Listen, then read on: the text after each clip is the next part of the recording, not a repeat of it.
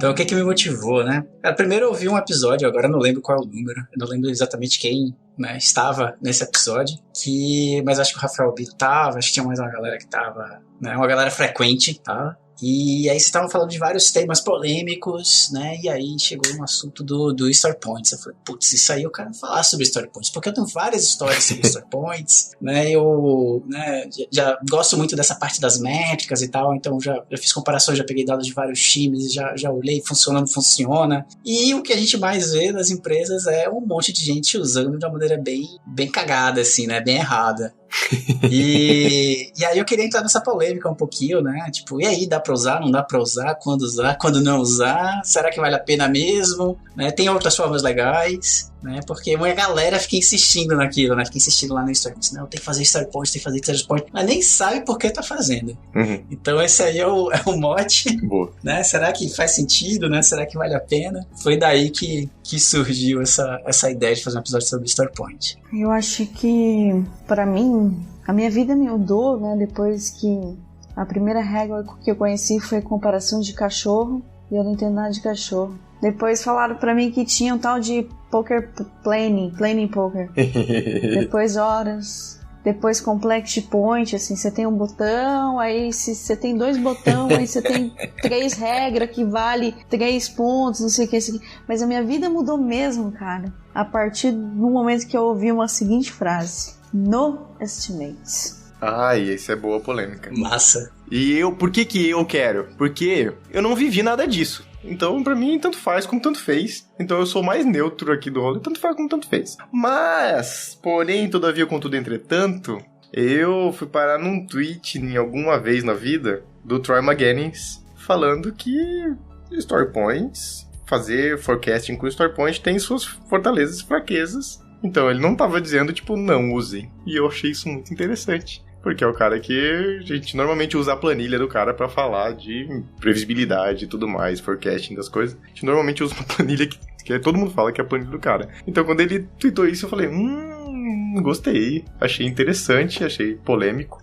E então eu queria trazer essa referência, porque eu achei muito boa. Eu sei que a galera, ele não abriu pra uma grande discussão, assim, mas enfim, ele de vez em quando twitta alguma coisa sobre isso, assim, então achei interessante. E é legal, né? Porque tem alguns livros também que vão contra, né? E aí tem algumas pessoas também que vão contra essa ideia, né? De você usar Story Points para previsibilidade. E aí tem uma série, geralmente fazem listas, né? De porquês não usar, assim, sabe? Acho que é legal, dá pra gente falar de algumas coisas desse tipo. Pesquisando também, eu falei, mas de onde veio esse negócio de Story Point? Não era possível, será que alguém criou isso? E aí eu achei um artigo, né? Na verdade, um post, né? Do Ron Jeffries, que aí ele meio que pedindo desculpas, né, mas segundo ele, né, tipo, poucas desculpas por ter talvez criado o Story Points acidentalmente, né, e aí ele conta um pouquinho dessa história, né, do XP, né, que eles usavam XP, e no XP já existia a questão das histórias de usuário, e aí, né, tipo, até então eles usavam horas, só que eles percebiam que horas não funcionava, porque cada pessoa tinha o seu própria forma de trabalho e as horas nunca acertavam, né? Não eram assertivas, gerava muita expectativa. E aí ele inventou um conceito, né? De algo como ideal days, né? Os dias ideais. E aí os dias ideais era mais ou menos o tempo que eles usavam para fazer uma história de usuário. E aí quando, né, eles começaram a perceber, tipo, esse ideal days tem 3 dias, leva 3 dias. Então, uma tarefa, né, às vezes eles pontuavam lá como 3 ideal days, mas 3 ideal days, tipo, são 9 dias. E aí deixavam os stakeholders confusos pra caramba, porque eles não sabiam, né, o que aquilo significava. Então era mais, era menos, e todo mundo ficava confuso, assim como a gente tá confuso aqui agora, né, eles também ficavam confusos, né? E aí ele falou assim, então, peraí, vamos tirar esse negócio de dias, né, de dias ideais, e vamos chamar só de points, né, pontos. Vamos chamar só de pontos. E aí com o tempo isso foi virando, né, história de usuário, né, pontos, né, o story point, né, as histórias, né, os pontos das histórias de usuário. Então, acidentalmente, segundo ele pode ter criado isso, né, não sabe se foi ele de fato. mas acidentalmente ele pode ter criado. E aí ele fica triste, né? Ele enumera alguns motivos pelos quais, né, as pessoas usam errado, segundo ele, né, tem várias disfunções. E aí, né, não dá mais. Ele pede desculpa porque, não dá, gente. Vocês estão fazendo besteira com esse negócio daí. Né? Quando a gente criou, não era pra isso. Vocês estão fazendo outra coisa. Vocês estão comparando time, vocês estão fazendo previsibilidade, vocês estão fazendo coisas que não era pra fazer com o Story Point. Quantos pontos cada pessoa entrega, né? Ô, louco. Quantos pontos cada pessoa entrega? Nossa. Com esse Sorry Not Sorry do Ron Jeffries, a gente começa o episódio de hoje do Love the Problem. Pode soltar a vinheta, Léo. Olá, este é o Love the Problem, o podcast oficial da K21. Evolução contínua de pessoas e organizações, com carinho, toda semana para você.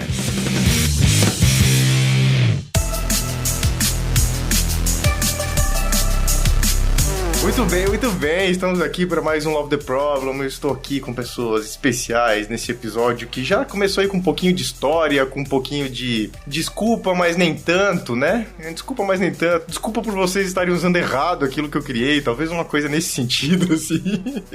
Mas ele que trouxe a história, acabou de apresentar aqui pra gente um pouco desse contexto sobre os Story Points, ou como isso surgiu ou pode ter surgido. Está aqui com a gente, André Caribé. Muito bem-vindo, Caribé, ao Love the Problem. Oi, tudo bem? De novo aqui, né? Fazia um tempinho que eu não aparecia, né? Mas esse é um assunto que eu acho que é bem bacana, assim, eu gosto bastante também, e acho que tem algumas histórias aí pra compartilhar, algumas provocações aí pra fazer. Acho que vai ser divertido hoje. Vamos botar lenha na fogueira.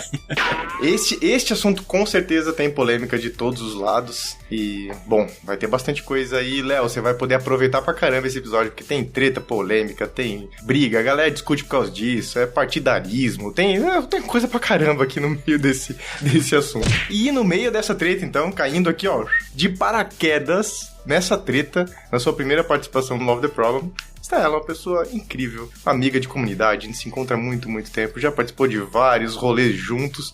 Jéssica Ferrari, bem-vinda, Jéssica. Olá, pessoal, bom dia pra você que é de bom dia, boa noite pra você que é de boa noite e boa tarde pra você que é de boa tarde. Eu já falei aqui pro Panda e pro Caribé que eu tô riscando um item do meu bucket list hoje, que é participar de um episódio do Love the Problem. Então, gente, muito obrigada, tô muito animada, vamos tacar fogo nesse parque. E eu tô aqui no meio da confusão, porque eu nem sei direito de onde surgiram essas coisas. Já vi gente usando, já vi gente falando mal, mas eu tô aqui e falar, gente, tá tudo bem, né? Vamos acolher todos os lados, né? Vamos tentar encontrar um caminho pacífico, talvez. Eu tô sendo pacificador, mediador dessa treta. Não, vamos só levantar que eu tenho uma polêmica, que é um temperinho bom, que eu falei com o Caribé e com a Jéssica no comecinho do episódio. Quem sabe, Leon, no meio do episódio eu vou largar essa aqui, e daí é um bom caminho pra gente discutir também.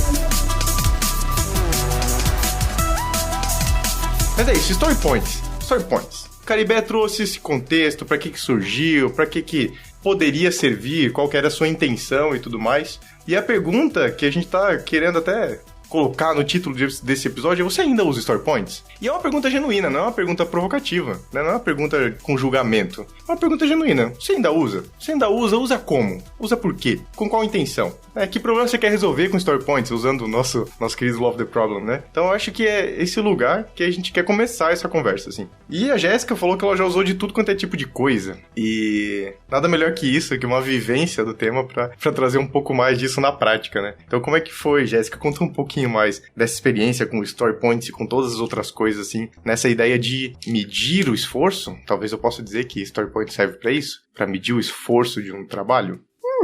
É uma boa provocação. É complexo, né, você medir esforço de trabalho criativo. Me conta aí qual é o seu esforço aí de pintar um quadro, de criar uma peça de teatro, de fazer um código, de montar uma dinâmica de agilidade. Conta aí pra mim qual que é o esforço disso. Eu acho que, como eu comentei no início, né, assim, eu já usei de tudo. Quer dizer, pelo menos eu acho que eu já usei muita coisa, assim. Desde de complete point, por quantidade de linha de código, por botão que tinha na tela, por portrait-planing, por ordem do PO. Ixi, cara, eu já usei muita coisa, assim, pra estimar. E como eu comentei também no início, né, o que virou um pouco pra mim foi esse negócio assim, mas por que você tá estimando? Porque sempre tem alguém que pergunta quanto tempo vai demorar pra entregar essa jossa, né?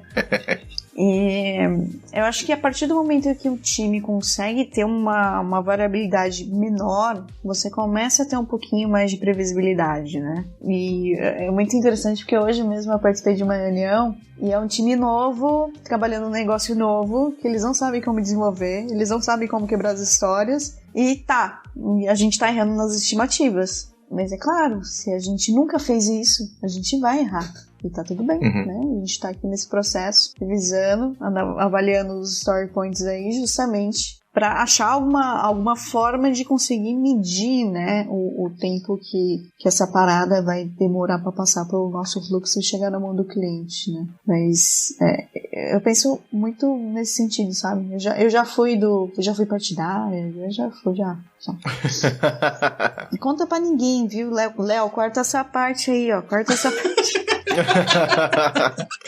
Não. Mas vamos tentar partir pelo menos de uma premissa. Pra que serve o tal do Story Points? Na vida real, pra que servia? Jéssica trouxe esse viés do tipo, que alguém pergunta quando algo fica pronto. Então a gente tá falando disso pra pensar em expectativa de entrega? É pra isso que a gente usa Story Points, ou pelo menos a expectativa do uso dos Story Points? Boa pergunta. Eu acho que o que tá por trás, né, o que tá realmente, né, fazendo com que as pessoas usem é responder essa pergunta. Mas quando a gente usa o Story Points, né, pra responder essa pergunta, eu acho que a gente coloca algumas questões aqui na mesa. A primeira delas é a seguinte, e isso eu falo pra todo mundo, né, já há algum tempo, que se o seu cliente está pedindo para a gente uma estimativa de tempo, né, quando é que isso vai ficar pronto, a gente não deveria ficar fazendo conversões de conversões. Porque o Story Points, né, quando a gente está estimando, a gente está colocando ali, né, na nossa cabeça, na cabeça do time, né, qual é a dificuldade técnica, né, qual é a incerteza, enfim, uma série de questões ali na mesa. A gente está colocando tudo isso ali para estimar. E aí a gente vai chegar lá numa data. Mas não seria muito mais simples a gente simplesmente contar o tempo? Se a gente contasse o tempo, e aí é um pouco da ideia do No Estimates, né, que a Jéssica já falou aqui. Se a gente começasse a contar o tempo, a gente não precisaria ficar convertendo medidas. E toda vez que a gente faz uma conversão de medidas, toda vez que a gente faz uma medida diferente, a gente está embutindo erro das nossas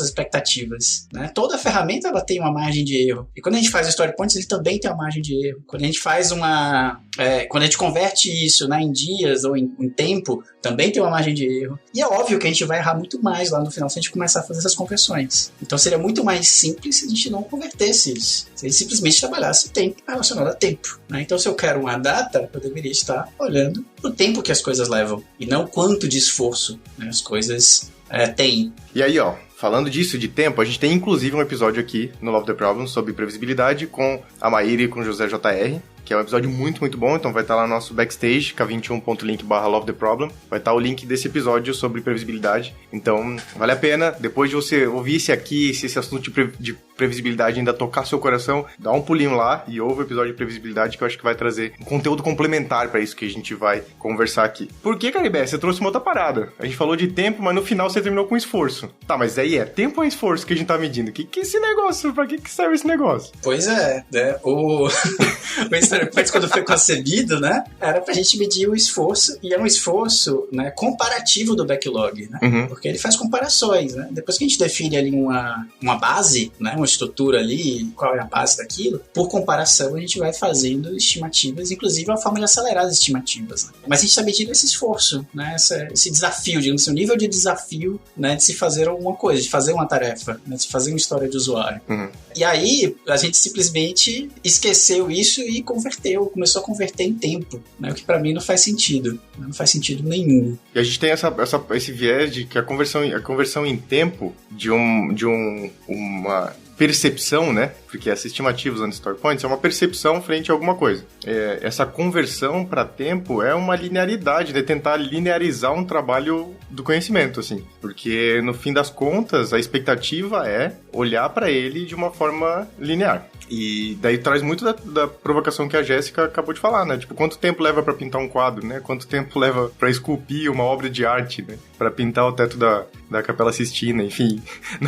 Não que essa intenção de comparar essas coisas do nosso dia a dia do trabalho com uma obra de arte dessa grandiosidade, mas a essência por trás é basicamente a mesma, é o trabalho do conhecimento, né? A gente não tá simplesmente reproduzindo coisas já conhecidas, a gente tá criando coisas novas. E esse fato de criar coisas novas exige uma dinâmica de trabalho diferente do trabalho linear, né? Porque eu vivi na fábrica, onde a gente repete várias vezes o mesmo item, o máximo que a gente faz é trocar de tipo de item, mas é um item já conhecido, que eu já sei o tempo que leva, eu já sei a composição, já sei a ocupação de máquina, eu já sei tudo isso. Então, pra mim, converter essas coisas conhecidas em tempo é muito fácil, porque todo sistema é conhecido e é linear. Tem sustos no meio do caminho? Tem alguma coisa que pode acontecer com as máquinas que muda essa previsão? Sim, mas eu simplesmente consigo mudar, recalcular toda a previsão que eu acabei de fazer, considerando as intervenções que surgem ali, né? É uma coisa que no trabalho de conhecimento não dá pra fazer, certo? Porque assim como uma intervenção linear num sistema linear me permite recalcular, uma intervenção no sistema complexo, a gente também não tem a mínima ideia do que vai acontecer. Numa dependência, numa fila entre times, entre áreas, passagem de bastão. Você imagina, eu tô num trabalho que depende de uma outra área, que no meio do meu fluxo isso vai pra um outro lugar. Como é que tá aquela fila lá? Às vezes não tem nem visibilidade disso no meio do caminho dessa passagem de bastão. Então o que adianta, talvez, eu estimar aqui ou querer converter esse esforço em tempo, se daqui a pouco isso vai parar numa fila que eu não consigo nem ter ideia do tamanho dela. Então eu posso estimar uma coisa pequena que vai levar um tempão porque ficou parado na fila um tempão. Não porque o esforço necessariamente era muito grande, mas sim porque acabou esbarrando numa fila no meio do fluxo, assim, né? Então, tô muito nessa, Caribe, que essa conversão parece não fazer muito sentido. Mas eu ainda vou defender story points. Quero ouvir a Jéssica primeiro, mas eu ainda vou defender story points aqui. Vou puxar de volta. Eu tenho até um ponto até para comentar sobre a questão do que o Caribe trouxe, né, no início do criador do Story Points pedindo perdão aí, vacilei, cara, vacilei. Vacilinho. Segundo ele, vacilinho. Pra mim é um vacilão. Mas eu acho que é complexo justamente quanto tempo leva o tempo, né? Tem até uma série, um documentário no Netflix que chama Quanto Tempo Leva o Tempo. Por exemplo, quando você tá assistindo um filme que você adora, né? O tempo passa rápido. Quando você tá com muita fome e liga o micro-ondas 1 minuto pra esquentar sua comida, o tempo demora, né? E às vezes, assim, a minha medida de tempo é completamente diferente da de vocês. Não só comparando um objeto, mas, por exemplo, quanto que é muito café pra vocês? Uma garrafa térmica. Muito café pra mim é uma daquelas... Sabe aquelas garrafas de convenção? Sei lá, deve ter o quê? Uns 5 litros aquela garrafa? Isso pra mim é muito café. Quanto é muito café, Caribe? Pra você? Pra mim, 2 canecas já é muito café. Pior que eu gosto de café. Tá vendo? Eu tomo uma dessa aqui, que tem mais ou menos 1,5 litro por dia. E às vezes eu acho pouco. Então, assim, é muito relativo, né? A gente tentar pegar um padrãozinho e colocar dentro de um valor pessoal. Pior ainda se é um sistema complexo que tem fila, que sei lá, quanto tempo o Michelangelo demorou pra pintar a Capela Sistina. Eu não sei. Quanto tempo eu levaria pra pintar a Capela Sistina? Então, tem muitas... Talvez até menos, né? Mas será que com a mesma qualidade? Né? Exatamente. Então, tem muitas variáveis, né? E aí, até puxando de novo pra questão que o Caribe trouxe do cara pedindo desculpa, o ser humano é muito ruim com estimativa, né? E querendo ou não, o Story Point ainda é uma forma da gente estimar, por mais que a gente tenha uma sequência Fibonacci ali justamente para limitar a questão das opções que a gente tem. Então, não sei. Eu não acho que né? Eu acho que cada caso é um caso, ainda assim. Eu vou pedir um favor pra você aqui, Jéssica, na fogueira, assim, ó. Na fogueira. Pra quem tá ouvindo a gente e não sabe o que é Story Point, como é que usa Story Point na prática, no dia a dia? O que a gente faz com isso? Como é que você acabou de dizer a sequência Fibonacci, que é a sequência numérica que normalmente é utilizada para isso? Então, como é que a gente usa isso na prática, no dia a dia, assim? Ou como é que você já usou? Vou usar isso, vou tirar a pressão deste momento de você, tirar o partidarismo de lado. Eu vou dizer, como você já usou Story Points na sua carreira? Olha, eu já usei da seguinte forma. A gente ia lá numa planning, numa sala de tortura que ficávamos 8 horas dentro daquela sala para estimar tudo que vamos entregar nas próximas 2 semanas. Numa sprint. Numa sprint, isso. Tá. Ou 3, ou uma semana e meia. A gente trabalhei com sprint que não tinha, sei lá, cada sprint tinha um período diferente. Outra polêmica. Deixa isso de lado. Música triste, Léo, por favor.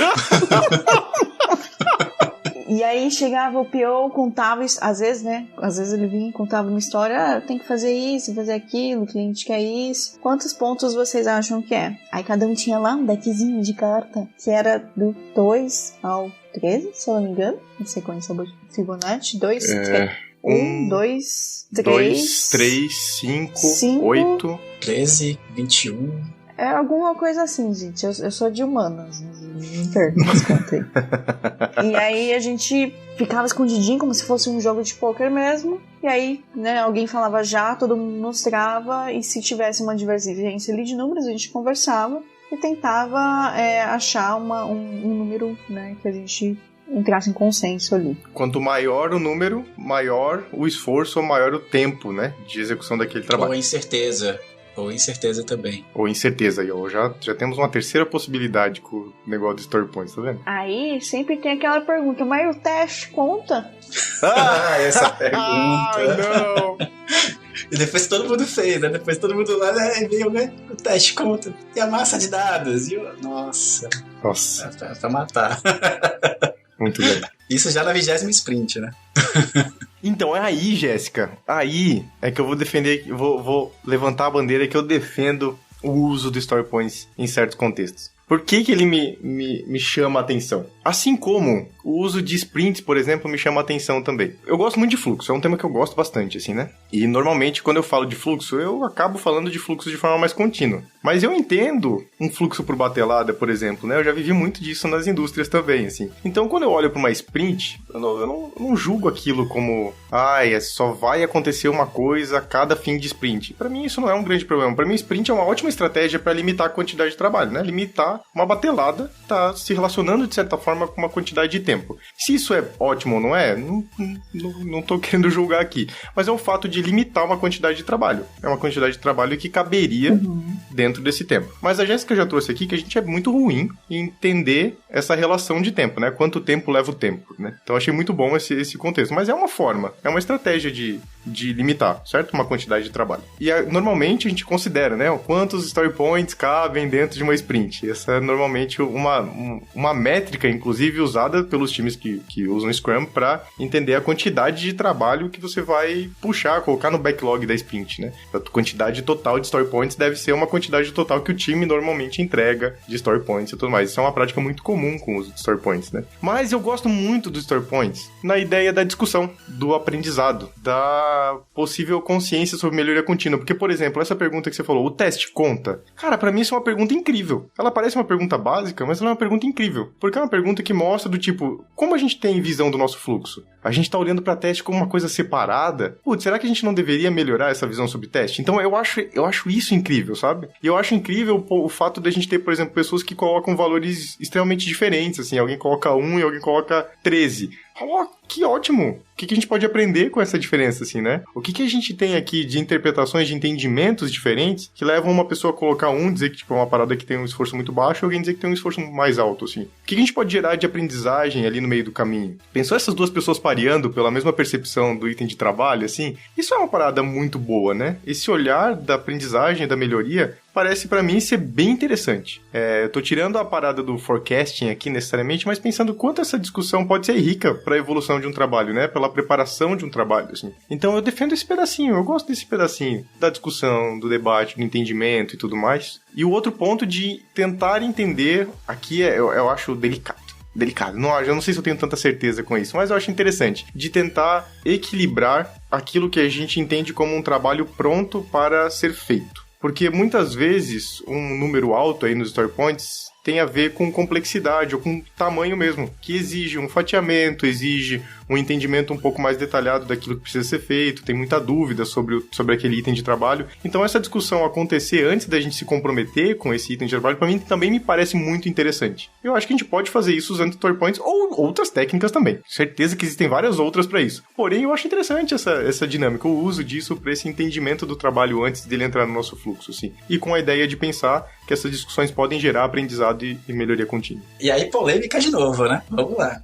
Então, quando você traz essa ideia, Pandinha, de trazer o aprendizado com essa roupagem do Story Points, não é bem assim, né? Porque o que de fato promove essa conversa é a técnica de Plane Poker, não o Story Points per si. Uhum. Né? Você poderia usar outra técnica de estimativa e fazer um Plane Poker também. Uhum. Então, o Plane Poker é que promove essa conversa. Então, eu acho que o mérito, né, dessa conversa, desse diálogo, é do Plane Poker, não do Story Points. Então, né, claro que geralmente um tá atrelado ao outro, e isso se torna confuso, né, na cabeça das pessoas, né? Tipo, é como se tudo fosse a mesma coisa, o Plane Poker e o Story Point, né, esse processo de estimativa. Mas eu já vi muitos times, por exemplo, simplesmente dizendo, isso aqui é de uma função mais específica tal, e a pessoa dizia lá o número e ia, né? E as pessoas simplesmente colocavam o número, usando o Story Point, mas sem usar o Plane Poker. Uhum. E aí perde essa riqueza, esse debate, que é muito saudável, que pra mim também é a coisa mais interessante de um processo de estimativa, né? E antigamente, mais antigamente ainda,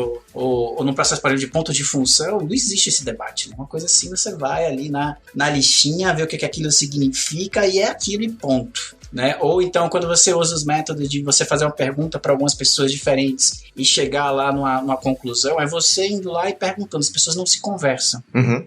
Isso é pobre, isso não funciona para o trabalhador do conhecimento, né? Sempre tem erros, sempre tem muitos atrasos quando a gente olha para isso. Então, o mérito dessa conversa entre as pessoas, ela sim ajudou a gente a fazer estimativas melhores, né? Mas não é sempre que as pessoas fazem isso. E esse é um dos furos, né, do Story Points também, né? Então, se você usa Story Points e não está fazendo com que as pessoas conversem sobre o que é aquilo, tá errado. Não usa, é melhor não usar do que não fazer essa conversa. E aí você é bem enfático, tá errado mesmo, né? Aí, ó. A partir de amanhã vai lá e faz diferente, faz as pessoas conversarem sobre aquela estimativa e sobre o que aquilo significa. Eu tô aqui que eu não tô conseguindo me segurar, gente, porque eu vou puxar o nome do podcast. Qual é o problema que a gente tá tentando resolver, então? A gente tá tentando resolver ter uma estimativa de quando o item vai ser entregue, ou a gente tá tentando resolver uma falta de engajamento, uma falta de troca de ideias que o time não tá tendo? Bom ponto. Eu amei essa pergunta. Somando com isso, eu já vi, Caribe, quer ver? Pessoas abstraírem e não usarem um número, né? Usar o tamanho de bicho. Henrique Gonçalves, o Vini lá do PagSeguro, a galera que a gente trabalhou um tempo juntos. Na verdade foi o Vinícius Campos, ele que começou com esse movimento lá, acho que inspirado no André Suman, na Kanban Picture que ele fez, e tem os bichinhos lá e tal. Então, quem não sabe o que eu tô falando, vou deixar lá no Backstage, k21.link/LoveTheProblem, a Kanban Picture que o André Suman desenhou.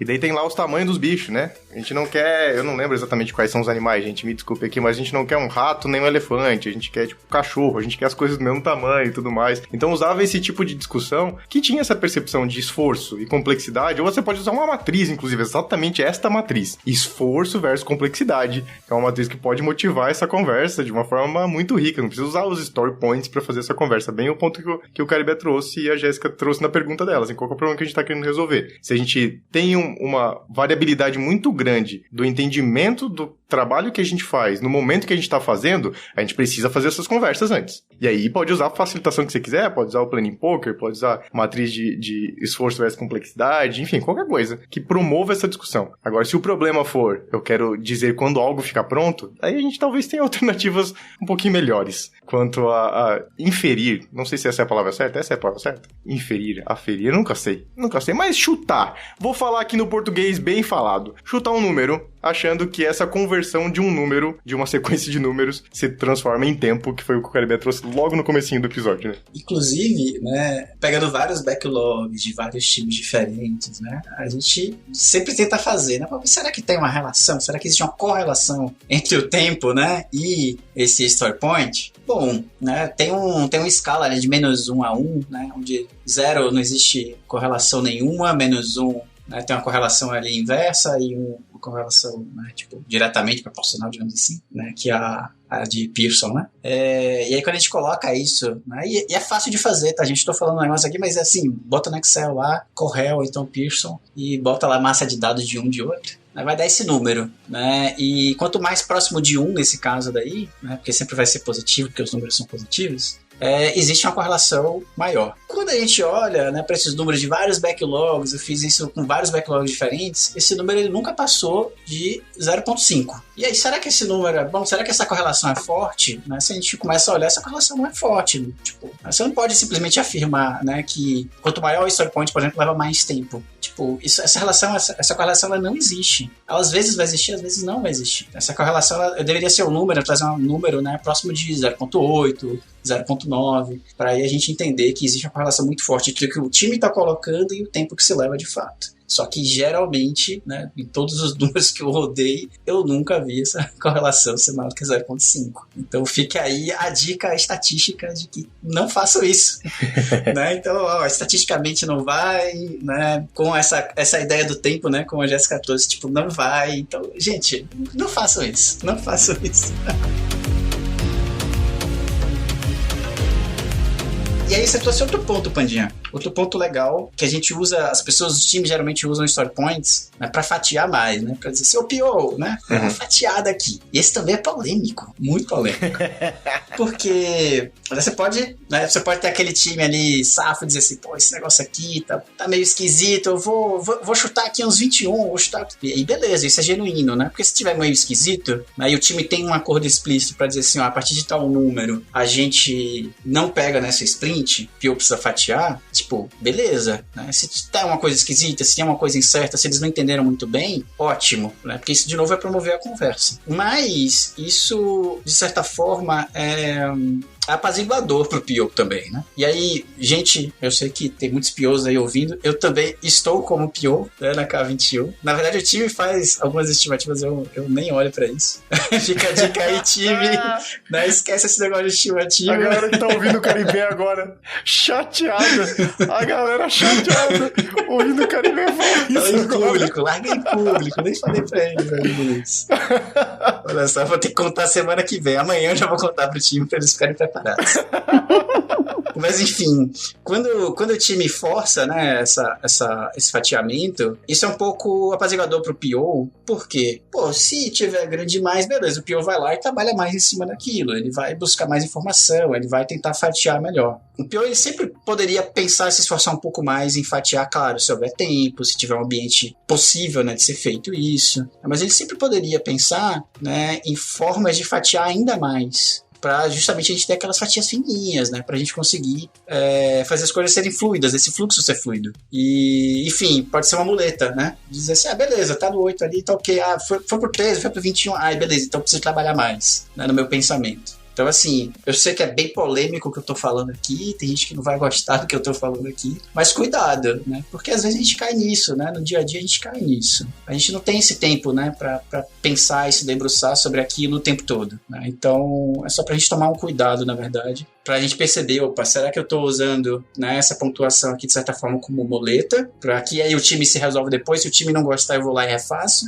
ou, né, eu tô usando isso da melhor forma possível e às vezes não dá mesmo pra fatiar e a gente conversa sobre isso. Se você achou polêmico o que o Caribé falou, vai lá no nosso backstage, vai lá no card do episódio, ou no card dele mesmo, que vai ter o card do Caribé lá, e manda uma mensagem lá pra ele, ou manda pra gente lá no card do episódio. Caribé, você foi muito polêmico, e pode ir lá, escreve lá, coloca sua mensagem lá pra gente, conversa com a gente no nosso backstage, k21.link/lovetheproblem. Lembrando, vai ter o card do episódio, com as referências que a gente tá falando aqui, vai ter o card do Caribé, que já tá lá, porque ele já participou, então já tem o cardzinho dele, vai estar por lá também, e vai ter o card da Jéssica estreando o card dela lá no backstage do Love the Problem. E aí, Jéssica, dito isso tudo, o que a gente pode fazer com Story Points? O que a gente pode usar disso no nosso dia a dia de uma forma positiva ou evolutiva, quem sabe, né? Talvez a gente possa usar isso como um caminho para algo diferente, né? Porque essa pergunta, quando alguém pergunta quando ficar pronto, é uma pergunta genuína também, certo? Existe expectativa setada pra isso, assim. Eu acho muito interessante que toda vez que alguém pergunta, pra mim, quando alguém pergunta quando ficar pronto, pra mim nada mais é do que uma relação de expectativa. Poucas vezes aquela pessoa, pra mim, precisa saber a data. Aqui eu vou contar uma parada pra vocês. Se eu acho que se eu fosse explorar muitas das vezes que alguém me perguntou quando algo fica pronto, raramente tinha uma expectativa com a data. O númerozinho da data, tirando quando é algo regulatório. Porque daí, na verdade, a pessoa não vai nem te perguntar quando fica pronto, ela vai te dizer,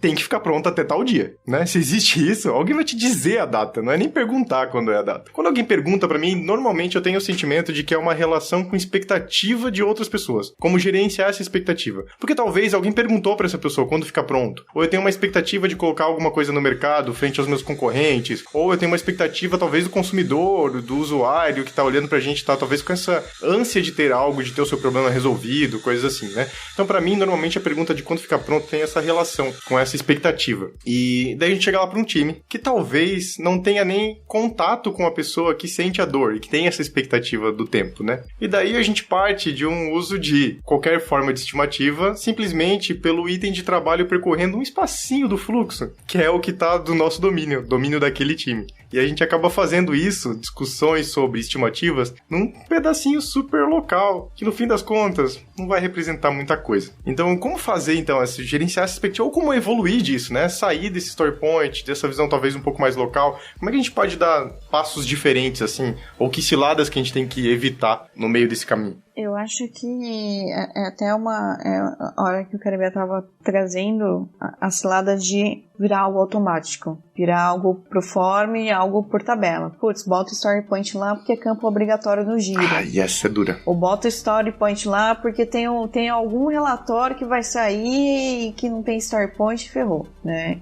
Perde sentido, né? Como qualquer prática ágil, a partir do momento que a gente só faz por fazer. Então eu acho que eu fiz a brincadeira da sprint e tal, mas eu acho que tudo vale a experimentação, né? É que nem andar, né? É que nem começar a correr, né? Você vai primeiro engatinhar, andar, tal. Você precisa experimentar, né? Talvez você já nasceu correndo, mas às vezes tem alguma coisa, né? Lá atrás, alguma prática diferente que você pode usar ali para experimentar. Então, eu acho que experimentar tem até um pouco a ver, né? Com a palestra que você já trouxe no Agile Campinas, né, Panda? Mas experimentar, entender o que você está fazendo errado, entender o que você pode melhorar, traçar um plano para isso, né? E fazer essa melhoria contínua, para mim, é o que tem na essência da agilidade, né? Ou do Lean, ou da evolução contínua de um ser humano. É você sempre experimentar coisas diferentes, analisar o que você pode melhorar, tentar melhorar e continuar. Continue a nadar.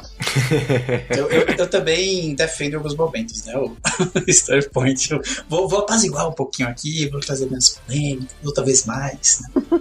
Mas eu acho que esse é o ponto fundamental, né? Eu gosto, de verdade, de trazer a ideia do story points em times muito novos, assim, times que não se conhecem, ou primeira vez que eles estão, né, juntos ali como um time multidisciplinar. Porque justamente para promover essa interação, né, de forçar eles a pensarem sobre o trabalho deles em conjunto, né, porque todo mundo ali, né, os especialistas todos, cada um sabe fazer muito bem o seu trabalho, mas em conjunto isso é algo muito novo. E aí forçar eles a definirem um número em conjunto, cara, que coisa difícil, né? Faz a gente fritar a cabeça pra gente conseguir chegar num lugar legal e conversar, né?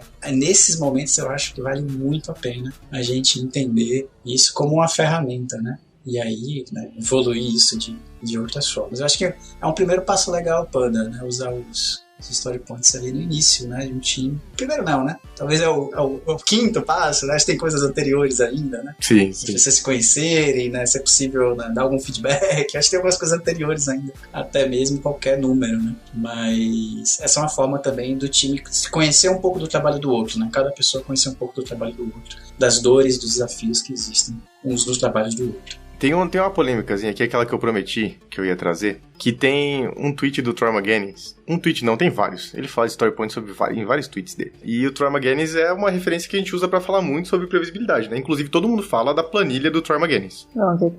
Já tem aí, um monte de coisa do Troy McGuinness. Inclusive, o Rafa Albino traduziu um material do Troy McGuinness, que é um quadro no Miro, que tem algumas informações que é muito, muito legal. Eu vou tentar encontrar essa referência e coloco lá no backstage. Então, é um cara que fala muito sobre isso, né? Sobre previsibilidade e tudo mais. E tem um tweet que fala coloca story points como uma forma de previsibilidade. Mas ele fala de forças e fraquezas de usar isso, assim, né? Eu acho que essa consciência sobre isso, sobre as forças e fraquezas do uso dos dados que a gente tem para previsibilidade é muito interessante. Eu acho que esse ponto de vista que ele traz é muito legal. Eu vou até deixar o tweet lá no backstage, porque ele tem uma comparação, ele fala de story points e story count, que pra mim parece muito a ver com... Um fala de tamanho como esforço e um fala de tamanho como quantidade, assim, né? Então, uma relação é quantidade talvez mais próxima de uma vazão, talvez, e o outro muito mais parecido com a ideia de esforço, assim. A previsão de pontos de história, tamanho como esforço,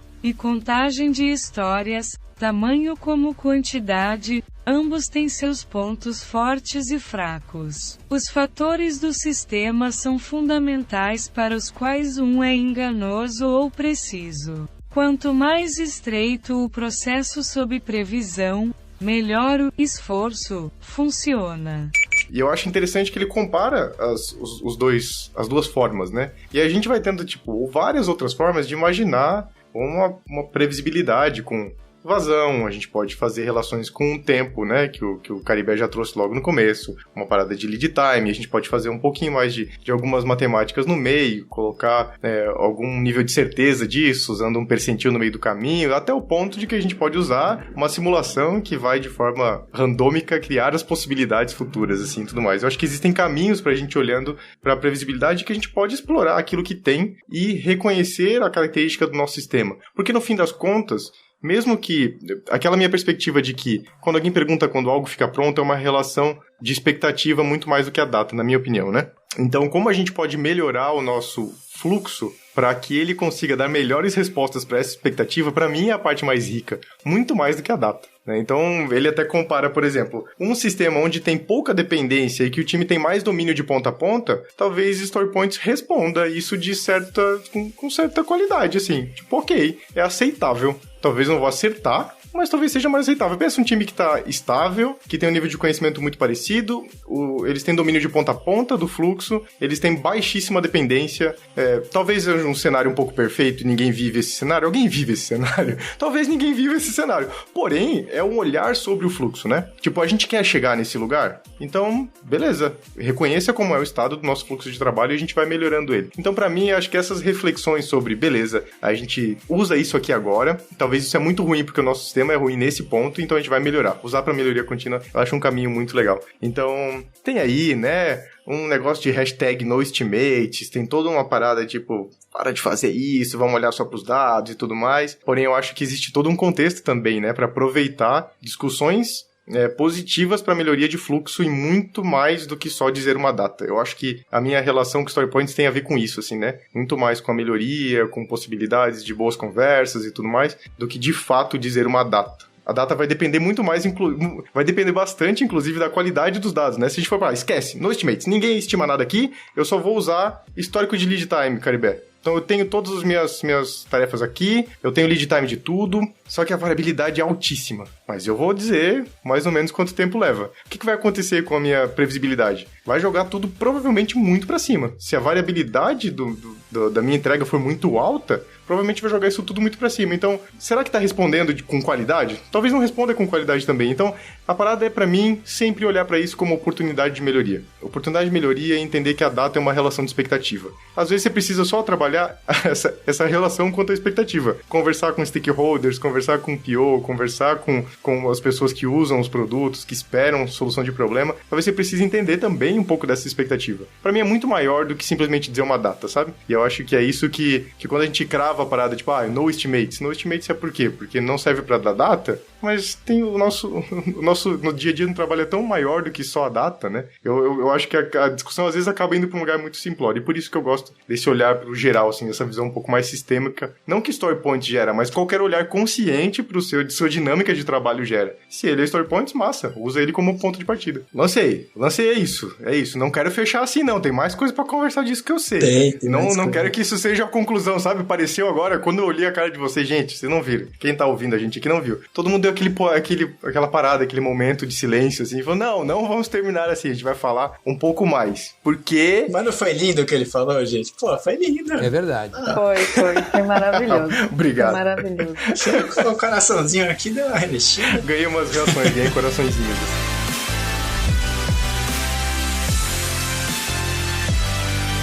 Mas eu sei de gente aqui nesse podcast que já tweetou a hashtag NoEstimates, Jéssica. Como é que é o negócio? Já foi talvez um pouco mais partidária disso? Como é que foi? Conta um pouco disso pra gente aqui. Eu acho que pra mim, cara, eu vou até fazer uma reflexão aqui, porque, né, preciso digerir isso daí pra antes de colocar pra fora.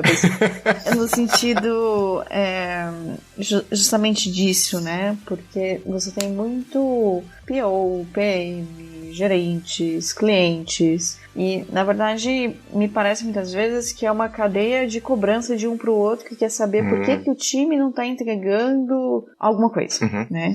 Ou por que o time tá deixando várias histórias caírem de uma sprint pra outra, né? Então, a partir do momento que a gente entende justamente essa expectativa, né, ou entende que a gente precisa atingir uma data, para mim a estimativa ela já começa a perder sentido, né? Eu acho que é bacana, assim, para você ter ali um certo tipo de ideia de quantas coisas você tá colocando dentro daquele período, seja sprint, seja fluxo puxado ou o que for, mas perde um pouco o sentido.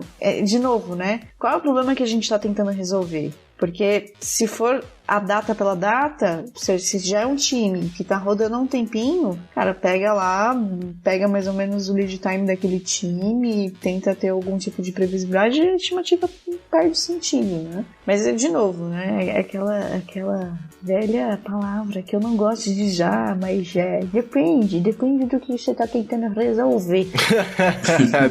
Depende muito. O bom, Jéssica, que você falou talvez um pouco disso lá no começo, mas a gente passou batido, que eu já acho incrível, que ninguém falou aqui de comparar time, né? Comparar que time que entrega mais story points e tal. E vocês viram que a gente nem chegou nessa seara, espero que a gente precise falar mais muito disso. Tem muita disfunção ainda sobre. Porque, gente, não dá, né? Não dá pra viver nesse universo de comparação de time que entrega a quantidade de story point. Gente, se isso está acontecendo na sua organização, pare neste exato momento de fazer isso. Pede pra descer. Ou faz aquela conversão de story point por hora, né? Quantos story point cada desenvolvedor entrega pra fazer performance. Ou então usar o story point, né, pra fazer mais pressão. Bota lá, não, tem que entregar mais story point. Como se fosse resolver, né? Só o time estimar mais story points que tá entregando mais story points também, gente. A gente tá esquecendo o mais importante, né? Que é resolver a necessidade do cliente. Então não façam isso também. A gente tá numa sessão não faça, né? Não faça coisas. Já tivemos 3 coisas. O que mais? Não faça com story points. Não use story points para comparar time, não usa pra forçar mais as pessoas a entregarem. Não use story points. Qual foi o ponto que você trouxe, Jéssica? Converter em hora. Converter em horas, não converter story points em horas. Vamos lá, mais coisas que a gente não faça com story points. Não comparar o time, né, Panda, que você trouxe.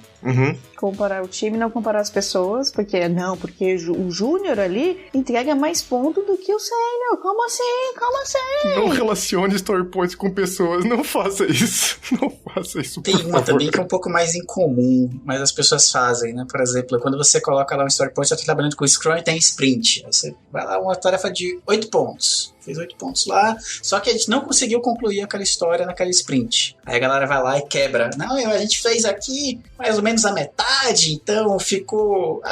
na próxima sprint ele vai virar, sei lá, 5 pontos, né? Ou 3 pontos. Né? Gente, não faz isso. Não faz isso. Não faz isso. Você tá meio que normalizando ali. Isso é legal de desenhar, né? Depois eu posso botar no backstage, talvez um desenho explicando melhor isso. Mas você vai normalizar e você não vai entender a variabilidade do time, de fato. Você não vai conseguir aprender com isso. Vai parecer que o time ele entrega bonitinho, tudo certinho. Então isso aí, não transborde o seu story point pra sprint seguinte. Isso, leva, carrega o story point pro sprint seguinte, né? Não transborde. Ah, eu tenho uma boa. Não use story point como meta. Eita! Nossa! Eita! Essa é novidade pra mim, olha que eu já vi muita coisa errada. Como meta? Ah, não, gente, não faz isso, não. Na verdade, usa pouca coisa como meta, né? Deixa. Não vou abrir essa.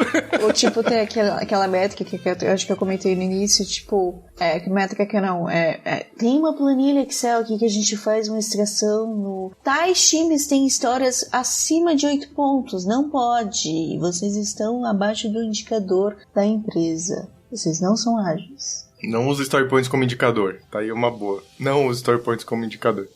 Não use story points só pra preencher o gira. Você falou dessa, Jéssica, também aqui durante o episódio. Por favor, não use só story points só pra preencher o gira. Gente, não use story points como campo obrigatório no gira, talvez.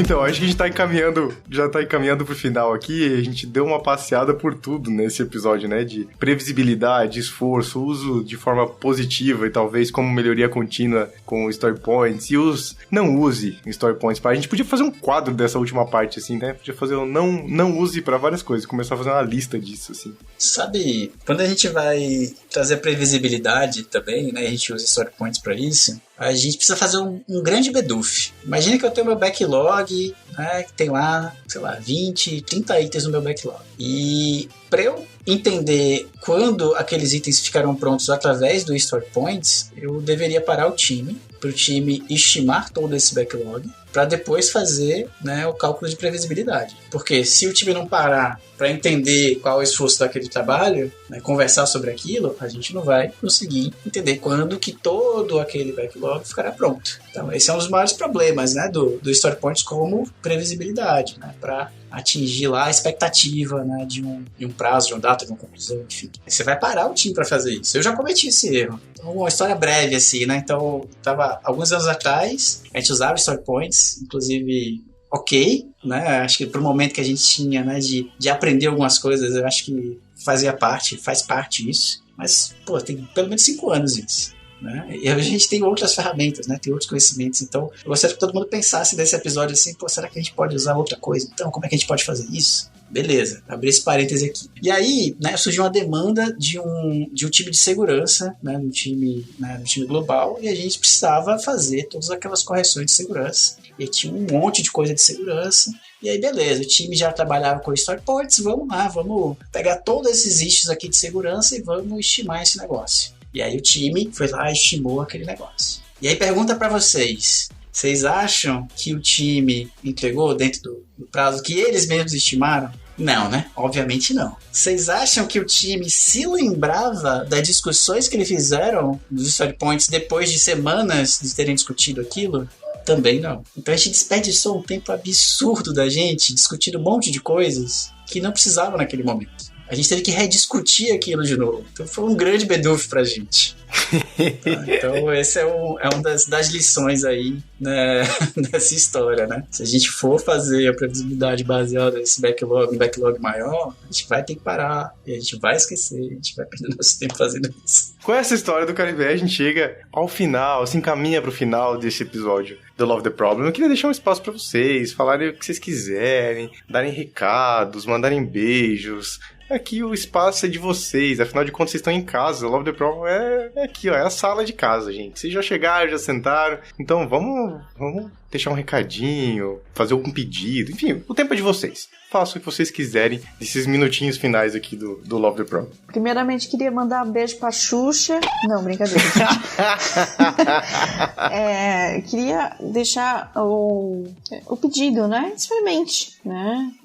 Experimenta sprint, experimenta story point, experimenta casar story point com alguma coisa de previsibilidade, ouça as pessoas que estão envolvidas, porque às vezes você tá usando alguma coisa por tabela. Não use essas coisas para fazer comparação entre pessoas, times e áreas. Não, nem meta, por favor. Isso altera muito o comportamento das pessoas. Elas vão começar a trabalhar muito mais para retroalimentar esse sistema do que trabalhar nas coisas que vão realmente trazer valor para o seu cliente.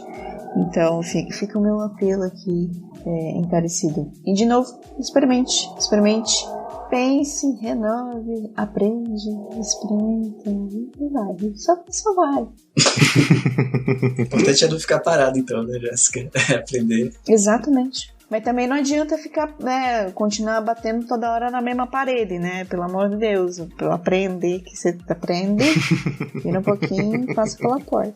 Eu acho que a Jéssica falou tudo, assim. Então, só queria dar uma ênfase na parte do cliente, né? O cliente, ele não entende story point, né? Até mesmo dentro da empresa, muitas vezes as pessoas não entendem story points. Então, é difícil de explicar o que aquilo significa, é difícil de fazer aquilo funcionar. Então, minha sugestão para a gente pensar, né, se você usa story points hoje, passa por algumas dessas dificuldades, ou, né, tem alguns dessas pontos que a gente falou assim, não usa desse jeito, né, isso aqui tá esquisito, né? Claro que deve ter algum motivo, né, para isso estar esquisito. Eu acho que é legal explorar, conversar com as pessoas, entender por que vocês usam story points, né, e por que vocês usam story points desse jeito. Mas vamos tentar fazer uma comunicação mais simples, né? O que meu cliente ele deseja de fato, né? Qual é o valor para ele? Story Point talvez não seja a melhor ferramenta. O meu stakeholder é Story Point mesmo que ele entende? Pô, se ele entende, beleza, mas se ele não entende, vamos usar alguma outra coisa, vamos fazer de alguma outra forma. Né? Vamos promover a conversa dentro do time de um outro jeito, né? Que não seja fazendo necessariamente play poker. O Panda ele comentou algumas formas. Eu acho que é legal a gente começar a explorar outras ferramentas também. Isso vai enriquecer o time, vai enriquecer as pessoas que trabalham, vai enriquecer, né, os Scrum Masters da vida, né? Acho que vai enriquecer todo mundo com conhecimento. E prática, né? Muito bom, gente. Seja você estimativa, seja você de não estimativa, vamos aprender, vamos fazer melhorar, né? Vamos garantir que a aprendizagem esteja ali ativa no nosso dia a dia e nos nossos times. Então, muito obrigado, Jéssica, muito obrigado, Caribé, foi muito bom ter vocês aqui. E recado pra vocês, galera, lá no backstage tem um salve, manda um salve lá, escreve lá no card, manda um salve aqui que a gente manda aqui. Faz tempo que ninguém escreve um salve lá, então vai lá, já escreve um salve. Manda um salve pra alguém que a gente fala aqui no Love the Problem, o salve que você tem. Você tem um salve, Caribé? Eu vi que o Caribé levantou. Então, você citou a Maíra aí, manda um salve pra Maíra. Manda um salve pra Maíra. Um salve pra Maíra. Saudade da Maíra. Que tava lá no episódio sobre previsibilidade, que o José JR, que tá aqui vai estar no backstage, no k21.link/Love the Problem. Love the Problem sai toda segunda-feira no seu agregador de podcast favorito, no YouTube também. Então se inscrevam nos nossos canais, no YouTube, se inscreva lá no Spotify também. Fique de olho, sempre vai sair alguma novidade, né? Então, toda segunda-feira a gente tem Love the Problem, mas temos outros quadros, temos novidades vindo também. Ou talvez, quando você estiver ouvindo este episódio aqui, essa novidade já esteja no ar. Então, temos coisas por vir aí no Love the Problem em 2022. A K21 também tá com um novo produto, o Product Play, que é uma plataforma de streaming com conteúdo sobre produtos. Então, cara, se você quer desenvolver sua carreira com esse olhar de produtos, com visão sobre produtos, fica de olho no Product Play. Já deve ter surgido alguma coisa aí, já espero que tenha alcançado você, além do Love the Problem aqui, mas dá uma conferida lá, a gente vai deixar o link no nosso backstage também, caso você queira conhecer o Product Play. Então é isso, gente, muito obrigado, temos um Love the Problem e até o próximo episódio. Um beijo!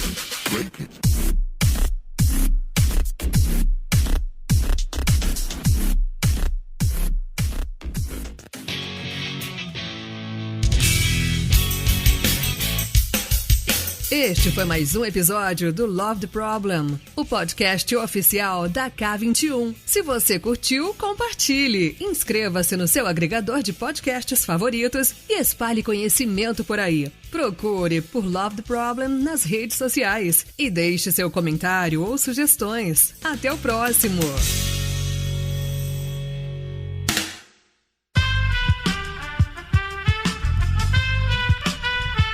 Esse podcast foi editado por Aerolitos Edição Inteligente.